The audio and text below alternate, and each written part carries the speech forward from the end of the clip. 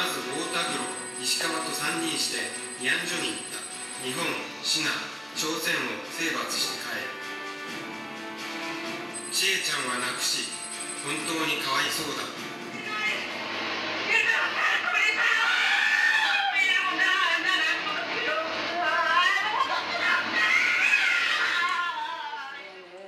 지금 여기 머리가 하여신 분들도 있고 여기 아주 꼬마 아가씨도 있고 한 3세대가 모여 있는 것 같아요. 저는 참 너무나 반갑습니다. 네. 처음 91년도 김학순 할머니가 처음에 그 기자회견을 했을 때 사람들의 반응은 거의 비슷한 거였어요. 저 이렇게 지난 92년도, 우리 93년도 1월에 처음 시작을 했는데 92년도 1월에 시작을 했는데 91년도 그때도 역시 마찬가지였죠. 사람들은 뭔 잘한 짓이 있다고 나와서 저렇게 기자회견을 해? 라는 게 사람들의 반응이었어요. 무슨 얘기인지 아시겠어요? 이게 우리 젊은 사람들의 아버지, 어머니 세대에게 물어보시고 그 할아버지, 할머니 세대에게 물어보세요. 이것이 대부분의 사람들. 저런 창피한 거를 나와서 기자회견까지 할 일이야? 창피하게. 이것이 어떤 자기가 역사적으로 책임져야 되는, 우리 한 국민으로 책임져야 되는 책임의 의식으로 바라볼 수가 없는 인식이었다는 거죠. 그래서 사람들은 어쨌든 그 사람들은 계속해서 김학순 할머니에 대해서 손가락질을 했어요. 그렇지만 언론이라는 것이 좋은 것이 무엇이에요? 이 언론을 타고 세계로 나갔죠. 이 언론은. 그쵸? 그러고 나니까 이 할머니의 그러한 행동이 너무 용감해서 너무 당신이 자랑스럽다 라고 하면서 나도 위안부였다 라고 하면서 네덜란드 여성, 호주에 사시는 그 여성이 자기도 위안부였다라고 밝히기 시작을 한 거고, 필리핀에 계셨던 위안부셨던 분들이 나도 위안부였다고 밝히기 시작하신 거고, 또 한국에 계신 다른 위안부셨던 분도 나도 그랬다라고 전화를 해오기 시작하신 거예요. 그러니까 이 시기, 이런 어떤 전체적인 사회적인 이러한 시스템, 한국 내 사회에서 사람들은 손가락질하고 아주 이러기 바빴던 이 시기에 오히려 세계 언론은 이것을 다루기 시작한 거예요. 그러니까 네덜란드 여성이 밝히기 시작하니까 해외 언론은 더 놀랐어요. 왜? 이 여성이 백인 여성이었거든요. 그쵸? 그러니까 이게 뭐야? 이렇게 된 거고, 그 이후에 계속해서 이 일은 진행되어 왔던 거예요. 지금. 예, 일본에 있어서 사과겠죠. 그쵸? 첫 번째가 사과 아니에요? 이런 잘못한 일을 했다라고 하는, 내가 정말 진심으로 이 부분에 대해서 정말 미안하다라고 하는 진심 어린 사과. 그쵸? 근데 이거는 그래서 우리가 역사적으로 책임을 져야 된다는 것은 단지 일본한테 사죄하고 배상하라는 것뿐만이 아니라 우리가 행했던 일, 역사적으로 책임져야 될 일에 대해서도 정말 사죄하고 배상하라는 것들에 대해서 같이 해야 된다고 생각해요. 그래서 저는 오늘 여러분들이 여기 와서 여러 가지를 보고 그냥 단지 마음 아파서 돌아가는 것이 아니라 정말 좀 희망된 세상을 나아가기 위해서, 평화로운 세상을 나아가기 위해서 나는 어떤 책임의식을 갖고 나갈 것인가를 좀 더 생각했으면 좋겠다는 생각을 합니다.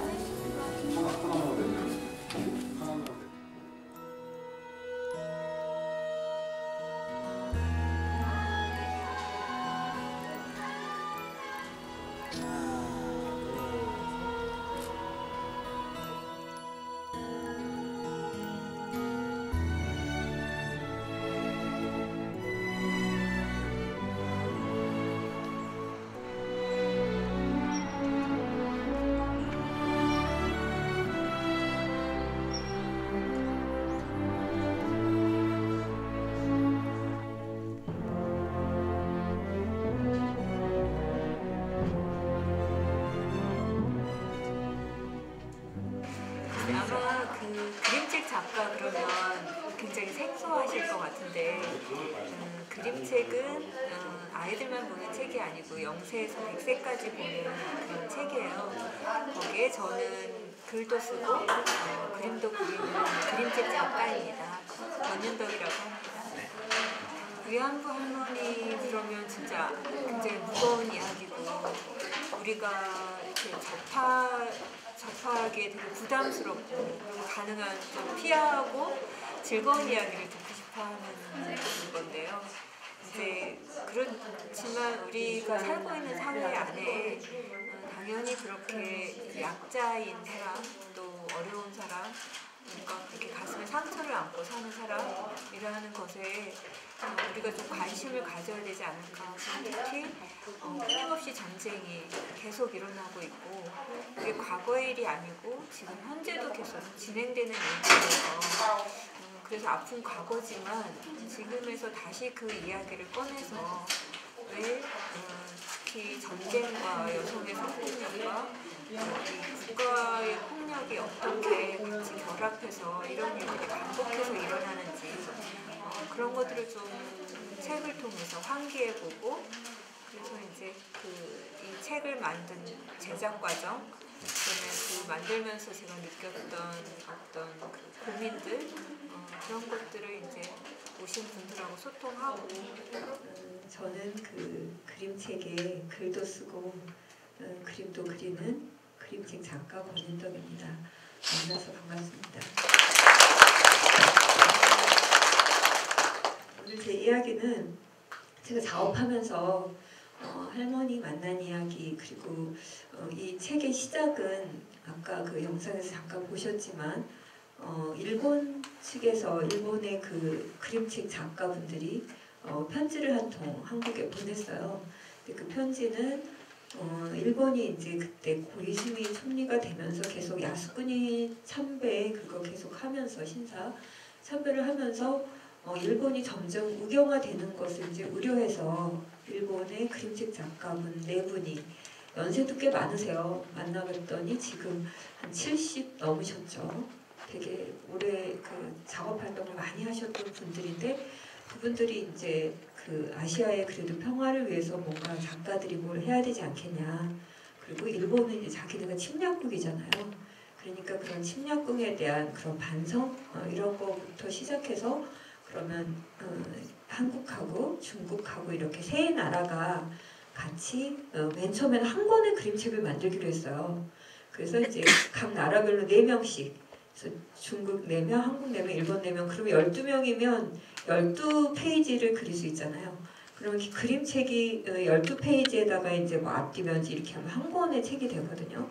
그래서 뭐 한 장이든 2장이든 한 사람 앞에 한두 장을 그려서 우리 책 한 권을 만들어서 한중일 공동으로 발행해보자 라고 하는 그런 편지를 일본에서 보내왔어요.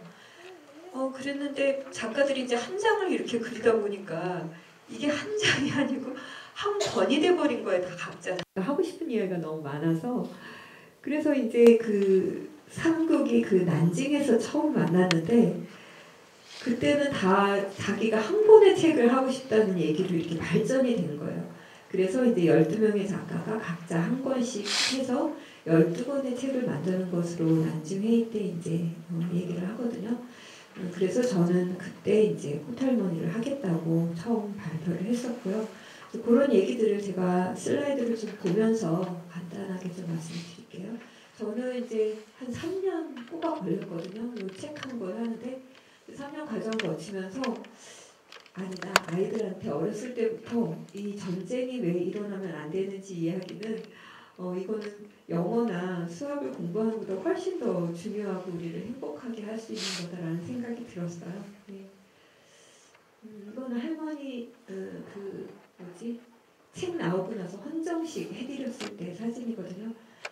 이때만 해도 저희는 할머니가 돌아가신다는 걸 다 알고 있었어요. 그 병원 원장님이 가난으로 오래 못 사신다고 그래서 이제 한국만 먼저 부랴부랴 막 책을 냈고 할머니 그 헌정식을 해드리고 그러고 나서 한 달 후에 입원한 다음에 그냥 세상을 떠나셨는데요.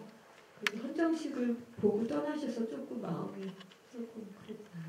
할머니 책 받아들고 그 관객들한테 한마디 좀 해달라고 하니까 그 영화 보신 분들은 좀 아실 텐데 그 책 많이 사가라고 그리고 또 당신을 이렇게 예쁘게 그려주셔서 그래서 되게 좋다고 그런 그림 잘 그린다는 칭찬도 많이 해주시고 할머니가 했던 아파 작품들이에요. 근데 물론 저도 예술가지만 그 할머니도 예술가셨어요. 그래서 그 꽃을 통해서 그 자기를 이렇게 표현하는 방법들을 잘 알고 계셨고 그리고 그게 굉장히 아름답게 표현이 돼서 제가 그것에 이제 감동을 받아서 그런 꽃이라고 하는 할머니 이야기로 그렇게 그리게 됐습니다. 이건 할머니 작품이고요. 이건 이제 돌아가시고 난 다음 아들이 그 병원에 입원했었을 때 할머니한테 썼던 그 많은 편지들을 이제 돌아가시고 나서 영전에 바쳤던 그런 거. 이건 이제 아까 말씀드린 그 일본의 제안으로 시작됐던 평화 그림책이 그 난징에서 이제 삼국이 다 모여서 이렇게 회의할 때 모습이에요. 근데 지금 요 말씀하시는 이분이 그 그림책 쪽에서 일본 쪽에서 되게 연세가 있으시면서 유명한 작가분이세요. 타바타 세이치라고. 근데 이분은 70이 넘으셨는데 자기 어렸을 때의 그 군국 시절의 그 것들을 가지고 그 작품으로 해서 한국에서는 아마 10월 달쯤 책이 출간될 것 같아요. 일본 작가분들이 아까 여기 계시는데 다 일본 작가분들이시고요. 저 맞은편에 계신 분들이 이제 중국 작가분들이고 이제 통역과 뭐 출판사 이런 분들 다 같이 모여서 그때 이제 저는 위안부 이야기를 하겠다고 주제 발표를 했었고요. 근데 그게 이제 아까 영상에도 보셨지만 결국은 출판이 아직도 못 되고 있어요. 공동 출판하기로 했는데 특히 그 아베 좀 저거 들었으면서 점점 더 힘들어지고 있는 상황이고요. 그때 이제 일본에서 출간을 못하겠다고 출판사 관계자들이 이제 이렇게 얘기했을 때 그 이유와 또 그런 것들 이렇게 막 출판 편집 회의를 했던 그런 장면들입니다. 그래서 이제 제가 맨 처음에 이 그 작업을 시작할 때는 역사 이야기는 여러분들이 다 아실 것 같아서 그냥 좀 넘어갈게요.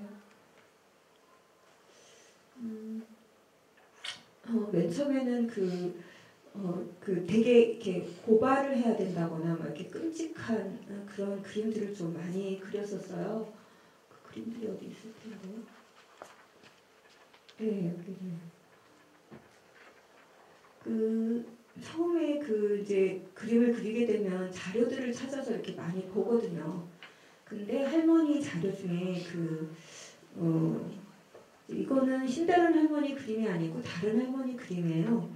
그림에 이게 자세히 보면 아마 이게 할머니 당신 모습을 이렇게 그린 것 같고 그 주위에 어떤 단상들을 이렇게 쭉 그려놓으신 것 같아요. 근데 이제 여기는 뭐 이렇게 황토색 이게 그 일본 군복 색깔 그런 거거든요. 그런 새들 뭐 죽어있는 새 뭐 일본 이런 기랑 그리고 이쪽에 이제 빨간 그 물고기들 두 마리도 이렇게 그려놓으시고 이게 정신대 원귀라는 제목으로 그리신 미술 치료를 위해서 그리신 그림인데 저는 이 두 마리 물고기가 되게 저한테 이상한 느낌으로 이렇게 와닿는 거예요. 예를 들면 이게 물고기가 이렇게 빨간색으로 되는 것도 좀 이상하고요. 이렇게 군복을 입은 그 물고기인데 입술이 이렇게 빨갛고 이런 것들도 되게 좀 기괴한 느낌으로 와닿아서 이제 그거를 모티브로 해서 이제 스케치를 했었어요. 그래서 맨 처음에는 이제 이렇게 그 군복이라고 하는 제국주의 국가를 상징하는 어떤 군복에서 아까 봤던 그 물고기 같은 이상한 그 물고기들이 이제 이렇게 꾸역꾸역 나오는 어떤 그런 걸로 이렇게 처음 그림을 그렸어요. 그리고 그게 이제 계속 이렇게 되게 끔찍하죠. 계속 꾸역꾸역 이렇게 나오고 그래서 이제 그런 것들이 이제 막 이렇게 이런 것들이 이렇게 막 터트려진 거거든요. 그 물고기들을 막 터트리고 그리고 그게 이제 할머니 막 몸속으로 들어가고 또 이렇게 누워 있는 것도 이렇게 이제 막 다 터트려서 죽이고 막 이런 좀 되게 끔찍한 그런 복수와 어떤 증오와 이런 것들이 초기에는 저도 이제 이렇게 계속 그 증언집을 읽다 보니까 그런 감정들이 되게 많았었거든요. 근데 이제 이게 나중에 여러분들 보셨지만 다 꽃으로 이렇게 바뀌게 되죠. 그런 계기가 됐던 거는 이제 제가 그렇게 이제 그림책을 이렇게 더미국이라고 해서 가재본에서 사람들한테 모니터링을 하는데 사람들이 이제 다 하시는 말씀이 그렇게 끔찍한 걸 누가 돈을 주고 책을 사보냐고 아무도 안 본다고 사실 그걸 마주하는 게 쉽지 않죠. 그렇게 힘든 이야기를 마주하는 게. 그래서 어차피 저는 제가 내 표현을 하려고 하는 게 아니고 사람들과 소통을 하려고 하는 거였기 때문에 그래서 이제 그 그림을 어떤 그림책으로 그려야 되나 이렇게 고민을 하다가 이 사진을 봤는데 이 사진은 그 위안부 할머니 중에 이제 사진관에서 이 사진을 찾아갖고 나왔는데 이제 뭐 나중에 어쨌든 위안부로 가게 되죠. 그래서 갖고 있었던 사진이신 것 같아요. 근데 멋을 부리느냐고 이렇게 옆가르마를 타고 양탄 치마 수거리를 입은 이 모습을 보면 너무나 안타깝고 아름다운데 다시 되돌이킬 수 없는 어떤 그런 아쉬움 같은 거 그리고 너무 아름다운 사진이어서 그런 아름다운 그림책으로 오히려 그려야 사람들과 소통을 할 수 있겠다. 예, 그런 생각을 했어요. 그리고 이제 책을 만들게 되면 어쨌든 주제를 그 안에 담아야 되는데 되게 끔찍한 이야기를 왜 지금에 와서 그러면 다시 불러내야 되는지 그거 그냥 할머니들 다 묻어두고 무덤 속까지 묻어두고 가고 싶어하는 이야기죠. 사실 그 이야기를 누가 자기 이렇게 반복해서 성폭행 당한 위안부라는 이야기를 누가 바깥에 하고 싶겠어요. 근데 그래도 할머니들은 그 증언이라는 걸 통해서 그걸 세상에 이렇게 말씀하셨거든요. 이제 그랬을 때 그 이유가 뭘까 할머니들한테 그리고 그 힘든 이야기를 왜 지금 우리가 다시 그걸 꺼내내서 다시 들어야 되는지 그리고 또 성폭행이라고 하는 거를 어떻게 전쟁과 여성과 인권 이런 것과 결부시켜서 이 책에서 이야기를 해야 될지 이런 고민들이 이제 저한테 있으면서 그걸 풀어가는 게 거의 한 3년 걸렸어요. 그래서 이제 제가 제일 중심적으로 생각했던 건 아마 이 한 장의 그림이 그 위안부를 가장 잘 설명하는 그림이 아닐까 싶어요. 그러니까 일본의 그 어떤 한 병사가 한 그런 성폭행을 한 그런 이야기가 아닌 거죠.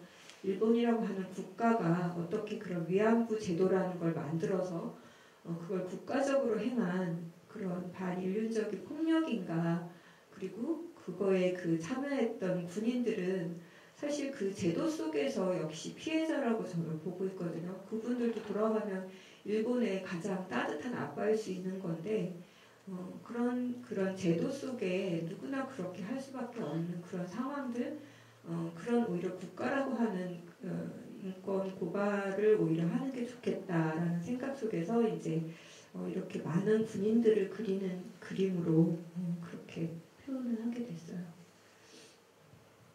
이건 일본의 난징에 있었던 위안소 사진입니다. 이제 줄 서서 기다리는 그런 군인들. 위안소 안에 그런 규정, 위안소 규정. 그리고 요금표, 그리고 이거는 이제 물론 그 일본에서 온 일본 여성들도 많이 있었다고 해요. 위안부 중에. 그리고 나라별로 이제 이게 조금씩 차이가 나는데 일본 여성들은 주로 그 매매춘을 하는 그 유곽 이런 곳에 많이 좀 있었고 도시에 이제 그렇게 식민지 여성들이나 점령지 여성들은 군대가 이동하는 가장 최전방으로 이제 같이 이동하면서 했던 것들이 사례가 좀 많이 있다고 합니다. 워낙 그 전쟁통의 여러 사례들이라 어느 거 하나로 딱 얘기할 수는 없을 것 같아요. 근데 이제 그 중에서도 어쨌든 그 반복해서 이제 이렇게 성폭행을 당하면 아기를 가질 수도 있고, 근데 이제 할머니들 증언집에 보면 어느 날 뭐 이렇게 트럭이 오는데 싣고 가서 이제 돌아오지 않았다든가 뭐 그런 증언들이 있거든요. 근데 이건 할머니들이 그린 그림 중에 이렇게 이제 불구덩이에 이제 뭐 트럭 이렇게 가는 그런 그림들도 있습니다. 근데 이제 이거를 그러면 왜 지금에 와서 다시 불러내야 될까라고 하는 그런 이야기인데요. 이 사진은 그 베트남전 사진이에요. 베트남전은 그 어느 나라와 어느 나라가 싸운 건지 아세요? 혹시 여기 네? 네. 당연히 베트남하고 어디? 그쵸. 베트남하고 미국하고 싸웠어요. 근데 여기 한국이 참전한 것도 아시나요? 예. 몇 명 정도가 얼마큼 기간 안에 참전했는지 아세요? 그건 잘 모르세요? 저도 그거는 잘 몰랐었어요. 근데 이제 제가 그 꽃할머니를 끝내고 이제 우연한 기회에 그 베트남의 그 레지던시 프로그램에 참여하면서 베트남을 갈 기회가 있었는데요.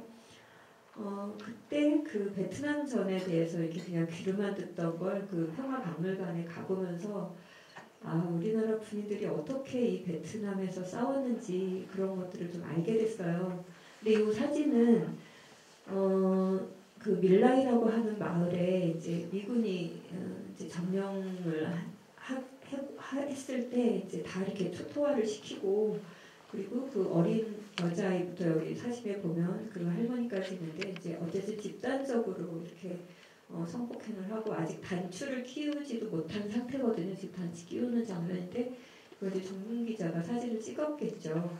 그리고 이제 이분들은 이제 그 나무에 이렇게 묶여서 총살을 다 당해요. 그래서 항상 그 옛날부터 이건 아주 오래전부터 전쟁이 일어나면 항상 그 여성들은 이렇게 그런 피해자로 그렇게 계속 이렇게 같이 전쟁과 맞물려서 왔었거든요. 그랬을 때 그런 그 지금에도 계속 이런 일이 일어나고 있다는 거죠. 이라크 전에서도 그렇고 이렇게 다음 장면 보면 이거는 콩고라고 하는 나라의 그 어린 여자인데요. 7살 난 여자인데 콩고는 이제 이렇게 내전이 길어지면서 어쨌든 그 적의 상대방의 수가 적어야 그래야 이제 좀 유리한 거죠 서로. 그러니까 이제 그렇게 성폭행을 하면 그냥 아기 집을 다 망가뜨리는 거야. 아주 아기를 가질 수 없게끔. 이제 그러다 보니까 이 그 어린 아이도 그렇게 아기 집이 망가지면 그 소변을 가릴 수 없다네요. 그래서 평생 기저귀를 차고 살아야 되는데요. 그래서 그 콩고에는 그 기저귀를 차고 사는 어른들도 굉장히 많다고 해요. 그 전쟁이 이제 아주 오래되면서. 그래서 그런 것들을 또 한국 기자가 그 콩고에 들어가서 그런 여성들을 다 이렇게 취재를 하고 그걸 묶어서 이렇게 콩고의 눈물이라는 책을 냈는데요. 그 중에 실린 그 사진이에요. 그래서 이 친구는 그 수술을 받으면 어쨌든 소변을 넣을 수 있나 봐요. 그래서 그런 수술을 받기 위해서 대기하고 있는 사진이거든요. 그러니까 그 여성들이 항상 전쟁 속에 이렇게 그 연관되어 있는 거는 어쩌면 남성한테 있어서 여성은 굉장히 소중하고 그 아끼는 존재잖아요. 근데 이제 그게 적한테 무참히 이렇게 성폭행을 당하는 거는 바로 그 공동체를 무너뜨리는 거고요. 적한테는 이게 사기를 이렇게 떨어뜨리는 그런 게 되는 거죠. 그 침략군한테는 사기를 높이는 게 되는 거고요.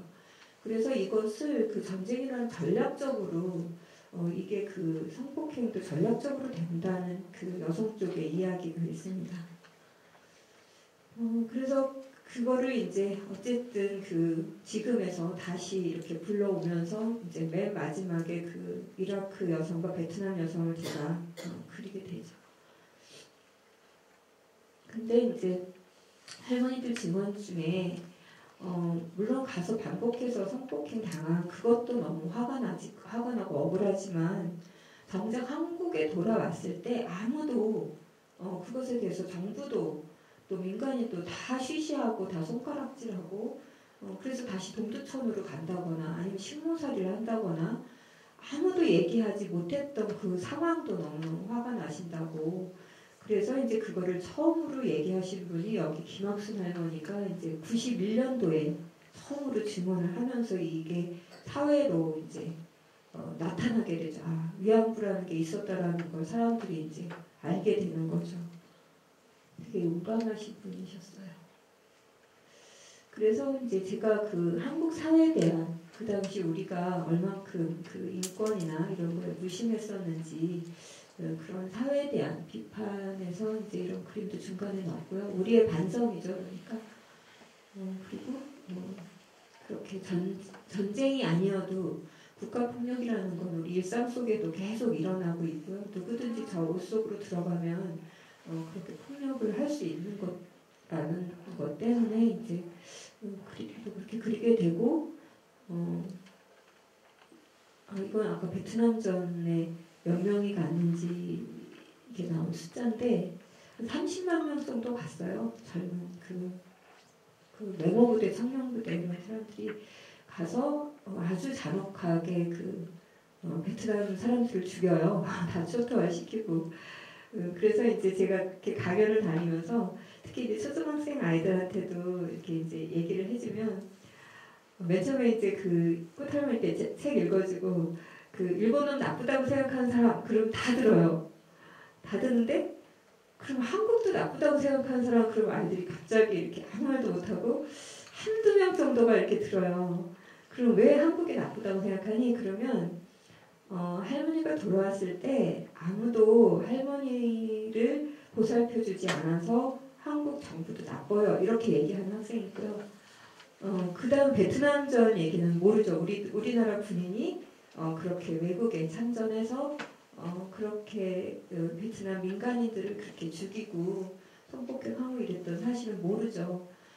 그래서 이제 그 이야기를 이렇게 해주면 아이들이 눈이 동그래지거든요.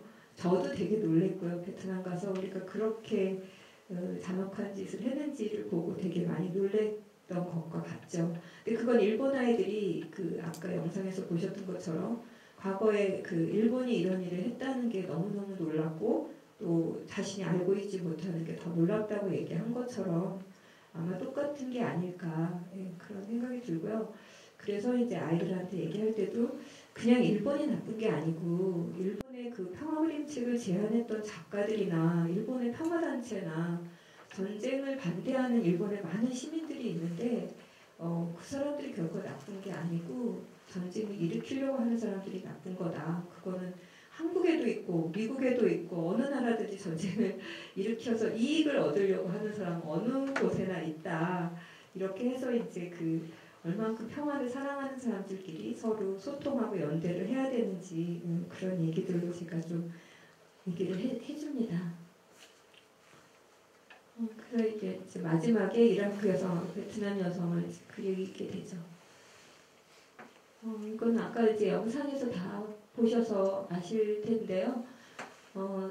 일본 아이들하고 한국 아이들하고 제가 질문했을 때 다른 점이 한 가지가 있어요. 그게 뭐냐면 한국 아이들한테 제가 일본에 가서 일본 아이들한테 이런 거 읽어줬거든. 일본 아이들이 뭐라 그랬을 것 같니? 라고 물어보잖아요. 그럼 꼭 나오는 대답이 일본이 안 그랬다고 그랬을 것 같아요. 라는 말을 꼭 해요.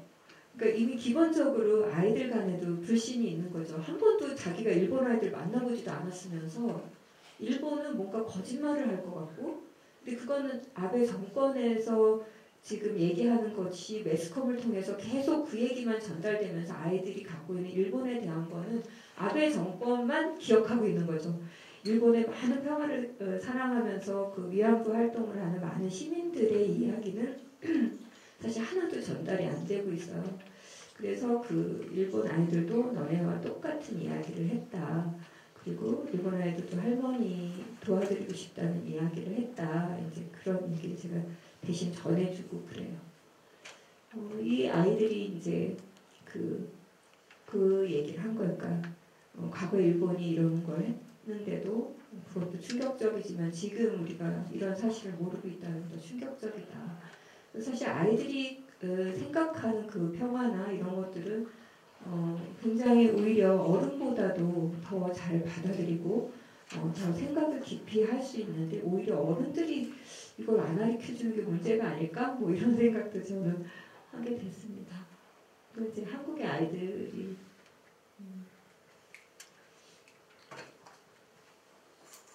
많은 아이들이 나눔의 집 가서 할머니들 그렇게 같이 만나고 또 그 할머니가 좋아할 것 같은 뭐 어깨줄 불러주기도 하고 막 노래도 불러주고 이런 활동들도 합니다. 슬시표 사진인데요. 그래서 오늘 그 제가 이렇게 정해진 시간보다 한 10분 지금 추가된 것 같은데 늦게 시작해서 이렇게 급하게 이제 막 이렇게 얘기를 했는데 다른 건 다 잊어버려도 가장 중요한 거는 그냥 막연히 일본 나쁘다 이런 것에서는 조금 벗어났으면 좋겠다. 여러분들이 누가 왜 나쁜지 그리고 왜 이런 일이 전쟁이 계속 반복되는지 그리고 아무리 우리가 시민들이 전쟁을 반대해도 왜 계속 공습은 공격은 계속 지구상에 끊임없이 일어나는지 그리고 이게 국가 결정에 의해서 내가 정말 사랑하는 내 자식, 내 남편이 파병이 됐을 때 그 사람들이 왜 거기에 가서 그렇게 싸워야 되는지 그런 것들에 대한 가장 기본적인 질문 이것을 자기가 가슴속에 품고 있어야지만 그 해답을 찾으면서 좀 평화로운 세상을 만들 수 있지 않을까 그런 생각을 합니다. 그래서 오늘 강의에 그 질문을 가슴에 이렇게 평화를 가슴에 하나 가득 품는다는 건 그런 질문들을 이렇게 품고 돌아가셨으면 좋겠다. 그런 생각을 합니다. 강의는 여기서 마치고 이따가 질문 있으면 요 연극 마저 보시고 그리고 질문 시간에 같이 이렇게 질문을 좀 받겠습니다. 꽃할머니 2010년 권인덕 글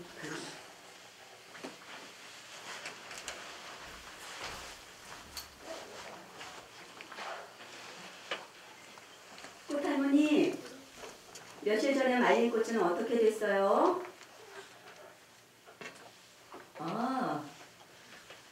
아주 예쁘게 잘 됐어. 그래서 내가 꽃을 또 한 움큼 꺾어왔지. 꽃할머니는 꽃누르미를 하신다. 일주일에 한 번 원예 시도사가 찾아와 할머니를 도와드린다. 꽃할머니의 얼굴은 두 가지다. 활짝 웃는 얼굴과 시무룩한 얼굴. 웃어보려고 해도 웃을 일이 없어. 뭐 그렇게 크게 웃을 일이 있어? 그냥 조금 일찍 웃으면 되지. 이렇게 말씀하시지만 꽃 이야기를 할 때면 항상 활짝 웃으신다.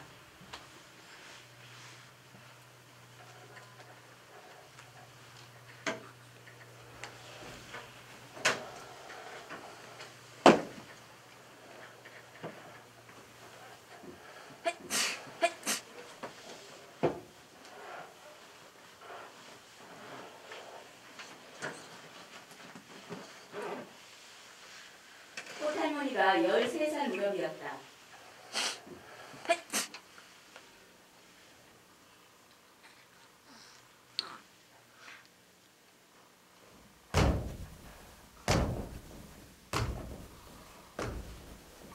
일본이 나라를 지배하고 있었고 나라 밖에서는 전쟁이 벌어지고 있었다. 총독부는 젊은 사람들을 모두 전쟁터로 몰았고 곡식이며 눈숟가락까지 거두어갔다. 사람들은 나무를 캐어 죽을 쏘아 먹었다.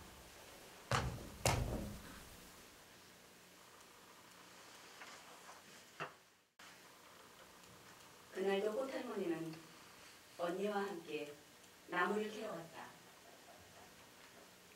들판엔 아무도 없었다. 멀리서 커다란 트럭이 다가왔다.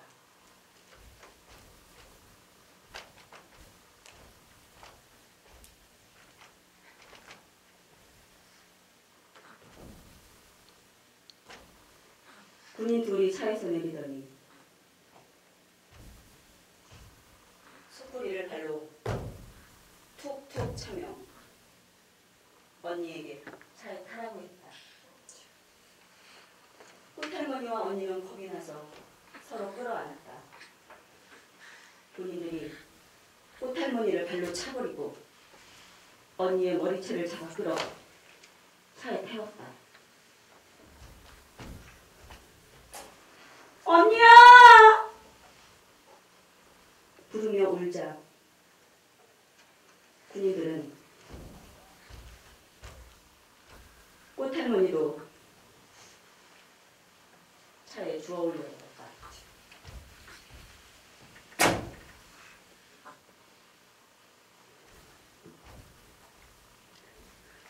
꽃할머니와 언니는 이유도 모르고 어디로 가는지도 모른 채 울면서 끌려갔다. 차에서 내려 배로 옮겨 태워졌다. 가판 위로 군인들이 왔다 갔다 했다. 배 아래층에는 여자들이 20명쯤 더 있었다.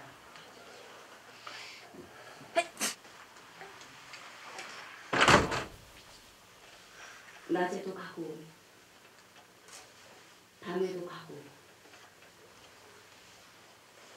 밤에도 가고 낮에도 가고 얼마나 갔을까. 누군가 소리쳤다. 여보가 대만이래! 군인들은 여자들을 여러 대의 차에 나누어 갔다. 꽃할머니도 언니와 떨어져 어딘가로 또 끌려갔다. 내가 꼭 찾으러 갈 테니 울지 마라. 군인들이 때린다. 언니가 그렇게 말했지만 그날 이후 꽃할머니는 언니를 다시 보지 못했다.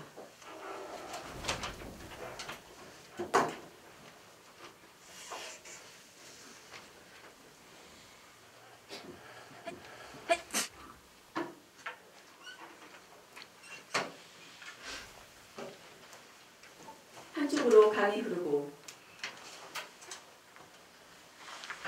산비탈에 막사가 있었다. 막사 안에는 작은 방들이 한 칸이 들어있었다. 관리인이 한 칸에 한 명씩 여자를 집어넣었다. 꽃할머니도 그 작은 방으로 떠밀려 들어갔다. 밖에서는 군인들이 총을 불러내고 있다가 뭔가 어른거리면 총으로 따다닥 쏘아댔다. 무서워서 아무도 밖으로 나오지 못했다. 꽃할머니는 그곳에서 무슨 일이 일어날지 알지 못했다.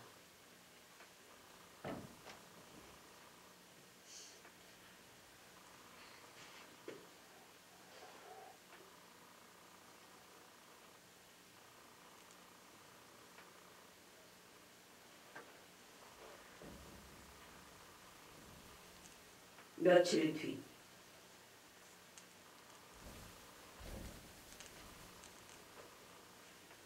방문 앞으로 군인들이 줄을 섰다.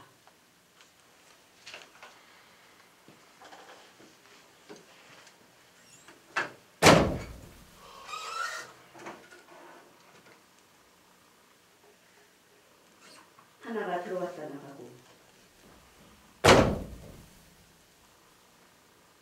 또 하나가 들어왔다 나가고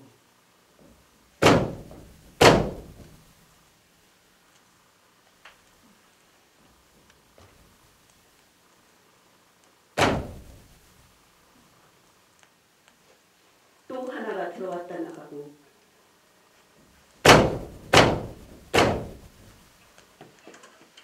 또 하나가 들어왔다 나가고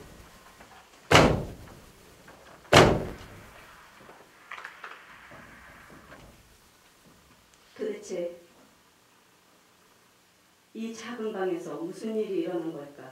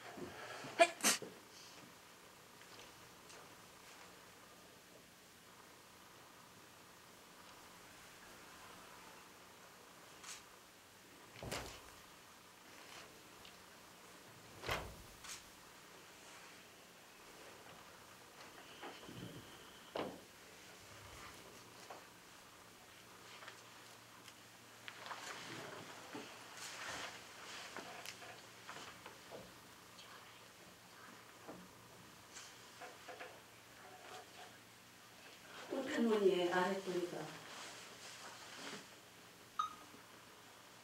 피로 물들었다.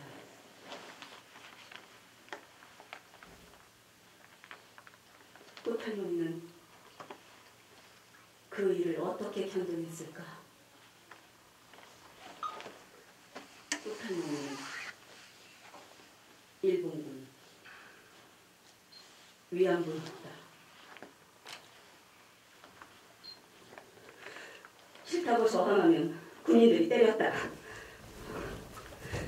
군홧발로 차고 머리채를 잡아 땅바닥에 들이박았다. 머리에 돌멩이가 박히고 부어올랐다.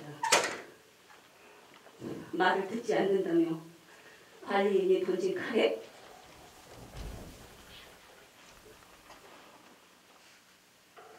무릎 안쪽이 찢어지기도 했다.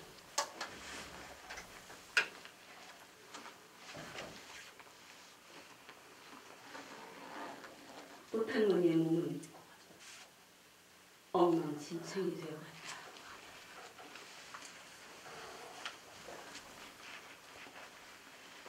한 번 당할 때마다 마음도 한 번씩 죽어갔다.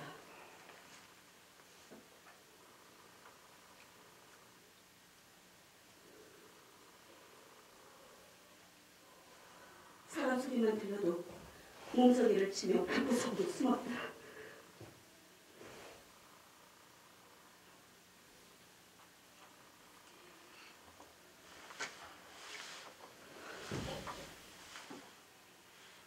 겁에 질려 까무라쳐도 아무도 상관하지 않았다.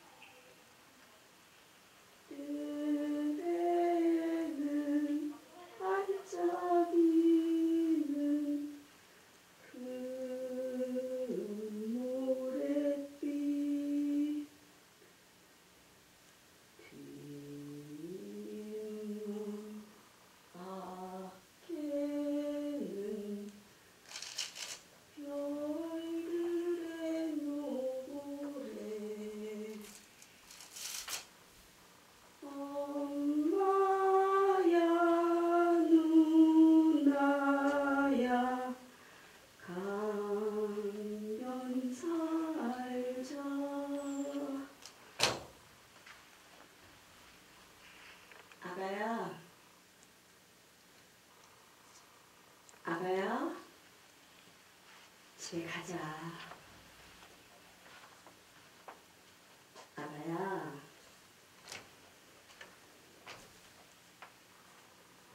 모란꽃 보러 가자.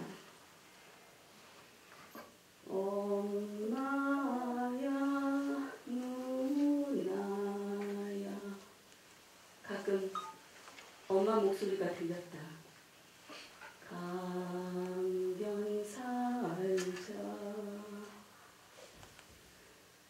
내가 머리 따줄게. 뜰에는 반짝이는 금모래빛.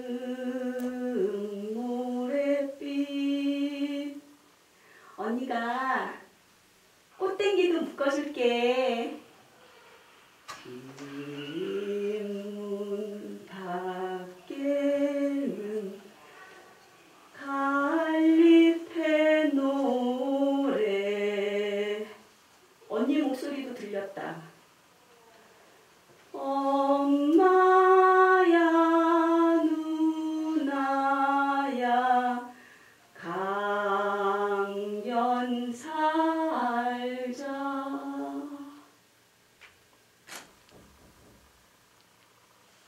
꽃할머니는 차츰 정신을 놓아버렸다.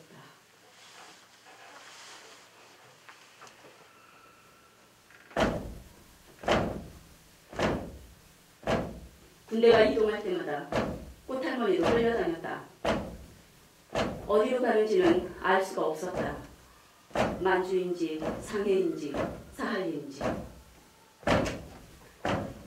폭탄 냄새와 폭격 소리와 온천지 불빛만 기억 속에 남았다.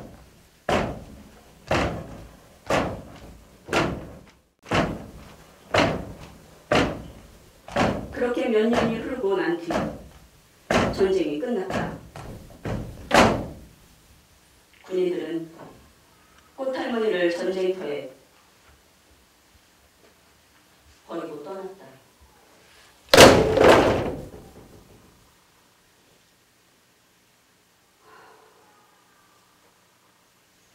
그 뒤 20년간 어디서 뭘 하고 살았는지 꽃할머니는 기억하지 못한다. 어떤 사람이 한국으로 데리고 들어와 절에 맡겼다는 것을 나중에 알았다. 어느 날 한 여자가 불공을 들이러 절을 찾아왔다가 꽃할머니를 보고 자꾸만 마음이 끌렸다.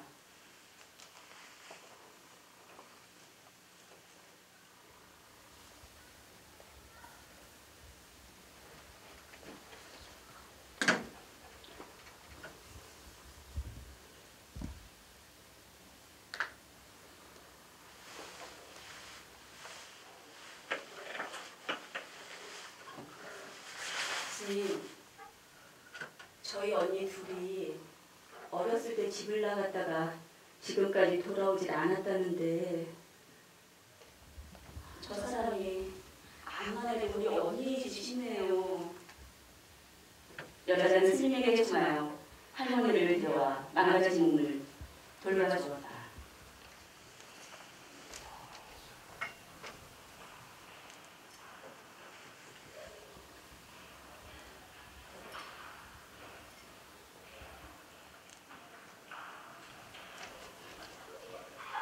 약초를 절구에 찧어 즙을 내어 먹이고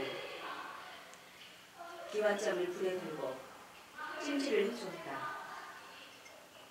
지혜 돌아오게 해달라고 부처님에게 기도하고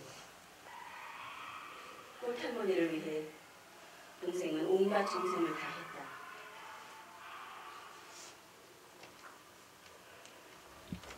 가끔 정신이 돌아올 때면 꽃할머니의 눈에는 우리 언니 불쌍하다며 울고 있는 동생의 얼굴이 보였다.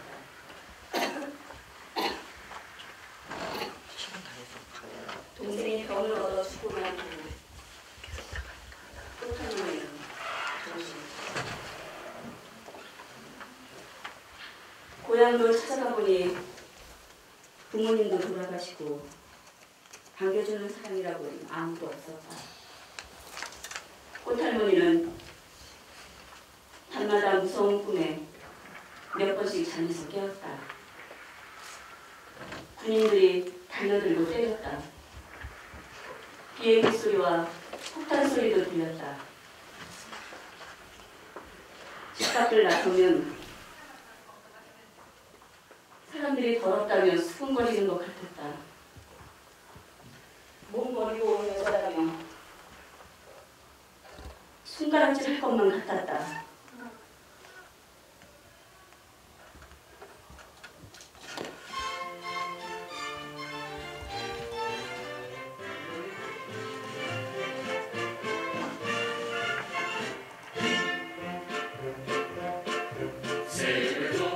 시간은 빨리 흘러갔다.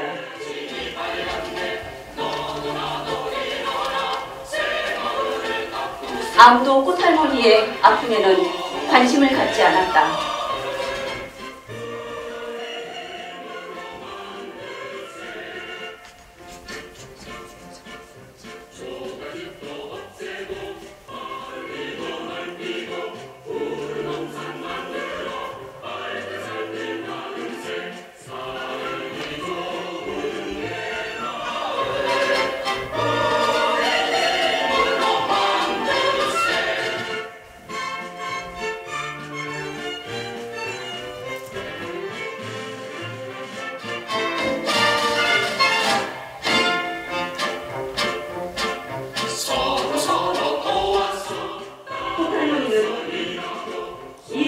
누구에게도 말할 수가 없었다. 일본군 위안부였다는 사실을 가슴속 깊이 믿어두었다.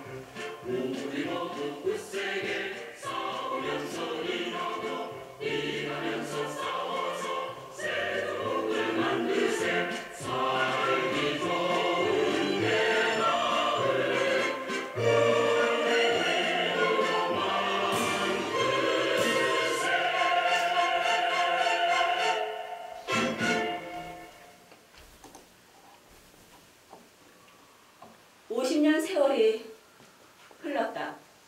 어느 날 꽃할머니의 이야기를 듣고 싶어하는 사람들이 찾아왔다.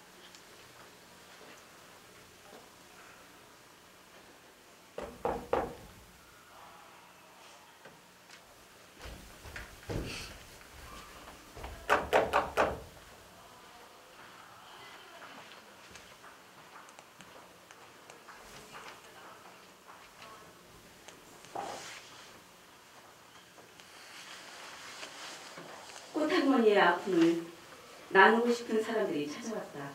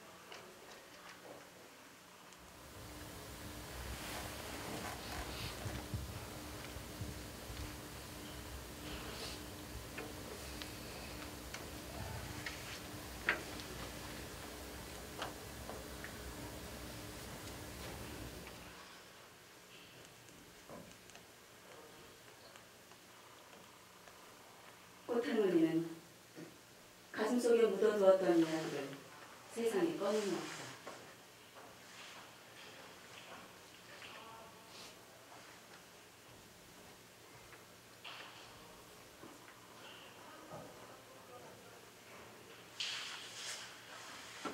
지금 세상에 다시는 그런 일 없어야지. 나 같은 사람 다시는 없어야지.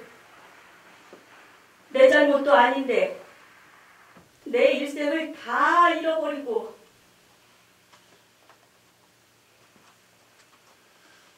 꽃할머니는 세상으로 나와서 사람들과 친구가 되었다.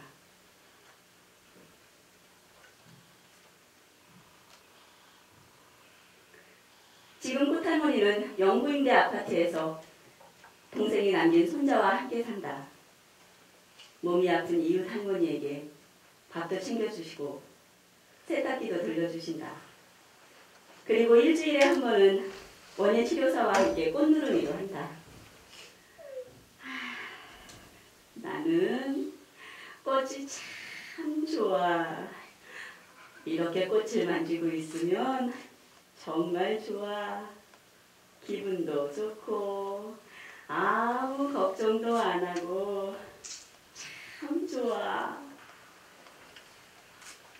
요즘 할머니는 이름 쓰는 법을 배워서 꽃누르미의 작품을 하실 때마다 사인을 하신다. 바보 같은 자신이 많이 똑똑해졌다며 수줍게 웃으신다.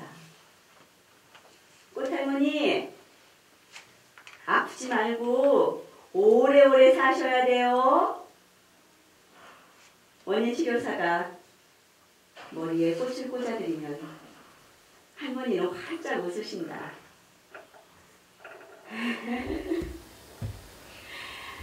사람들이 꽃 보며 좋아하듯이 그렇게 모두 좋아하면서 살았으면 좋겠다. 이렇게 말씀하시면서 웃으실 때 꽃할머니는 꼭 13살 같다.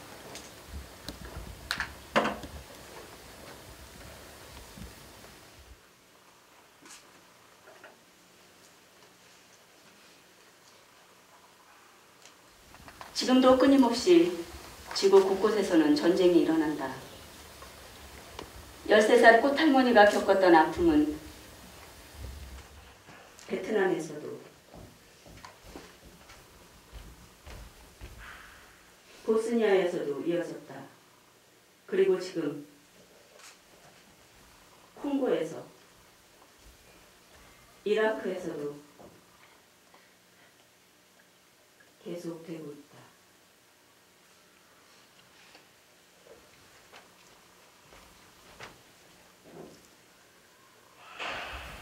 이 책은 1940년에 13살 나이로 일본군 위안부로 끌려갔던 신다련 할머니의 증언을 토대로 권인덕 선생님께서 만드셨습니다.